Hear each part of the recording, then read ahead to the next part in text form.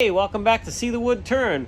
As you know, I did an unboxing of the Grizzly 7066 lathe, which is right over there. But I originally was using this one, and this is the chuck right here. I was using just a small little chuck, but I also have an upgraded chuck that's going to go on the Grizzly. Let me show you. So that's the chuck that was on the small Delta 1444 lathe, and then we have the one that's going on the Grizzly 7066 right here. So we'll show you the difference. Let me just pull out the main chuck piece. Okay, so this is the model, Grizzly model T10811. And of course, you know, it's probably not the top of the line chuck, but it's far better than the one I have here. And of course I need to keep that for the small lathe. Here is the main chuck right here.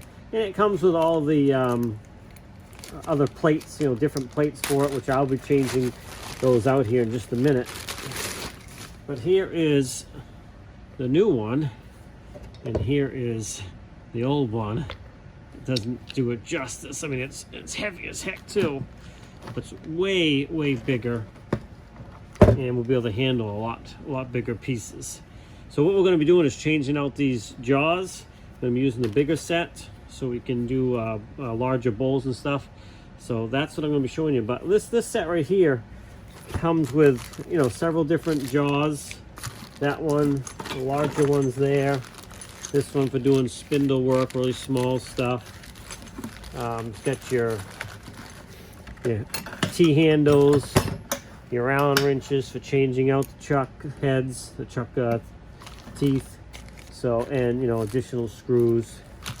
It also has the face plate style for bowls, when you have to put the front of bowls up against.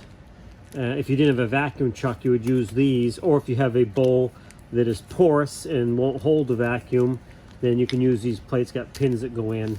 I probably won't be using those because I have another thing I purchased that will be in a future video, which is a vacuum chuck. So let me get this thing out, and I get the new jaws set up on it, and we'll get it put on the lathe. And if you happen to be curious how to change out the jaws, it's not too difficult. You know, typically once you get set up, depending on what work you do, you're going to keep the same jaws on most of the time anyway. So we're going to be putting this set on. Actually, you know what? I might use this set that's on here. This set might be too big for the bowl. Let me go check that. See if that's... I mean, I got a pretty big bowl on there. This may be too big to grab the tenet, so I'm gonna go check that first before I go and change these out. Okay, it's definitely not too big, so that's good. It's got a good sized bowl on there.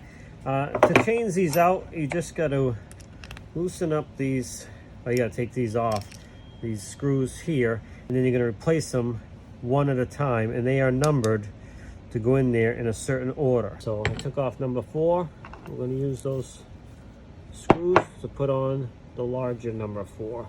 So we're just going to repeat this process for all 4 of these jaws, and we'll get it back together.